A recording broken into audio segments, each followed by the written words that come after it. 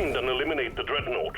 Remember, you're on your own this time. There's no one to carry your body back to the drop pod if you fail.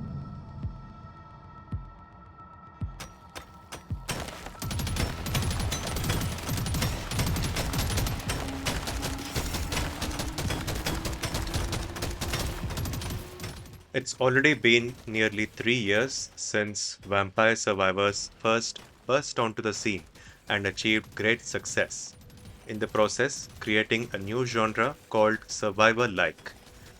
This is where the main character attacks enemies automatically, and all the player needs to do is move around, collecting pickups, and deciding between numerous power ups.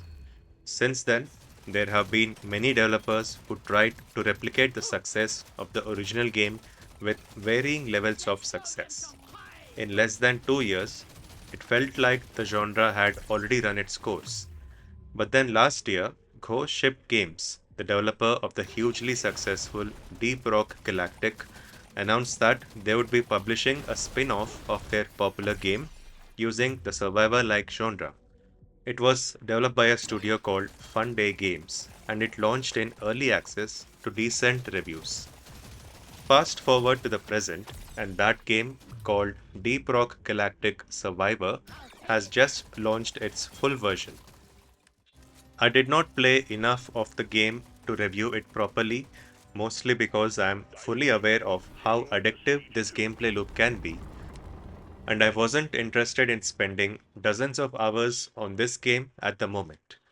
The other reason was that early reviews suggested the full version is a bit more grindy than expected. Just look at this huge checklist of things to do in the game.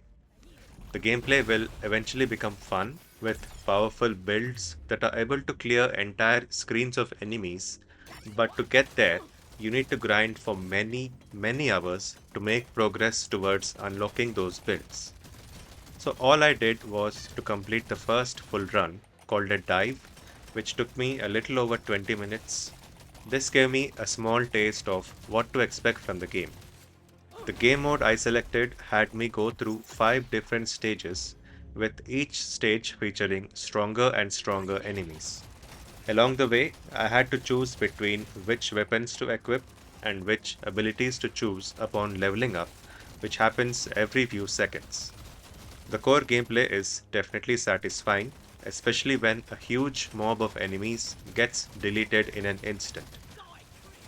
The game is very much podcast friendly, meaning you can do other things while playing the game without having to worry about missing dialogues or cutscenes.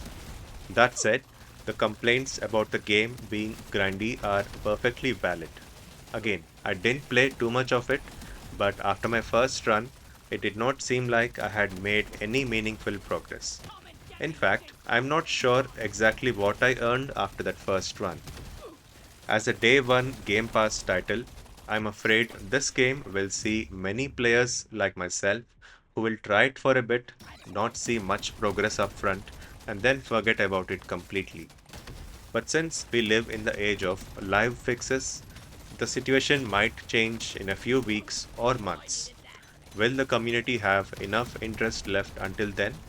Will the survivor like genre survive until next year? Only time can tell. Those were my initial impressions. For the rest of the video, I'll showcase some gameplay without any commentary. Thanks for watching.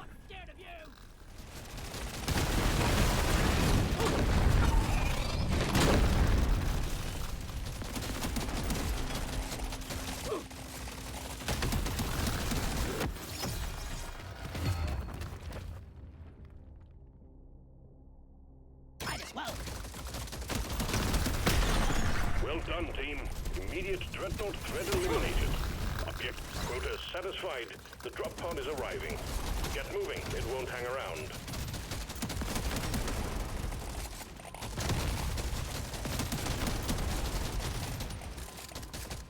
Congratulations. One less Dreadnought to worry about. Management sends their regards.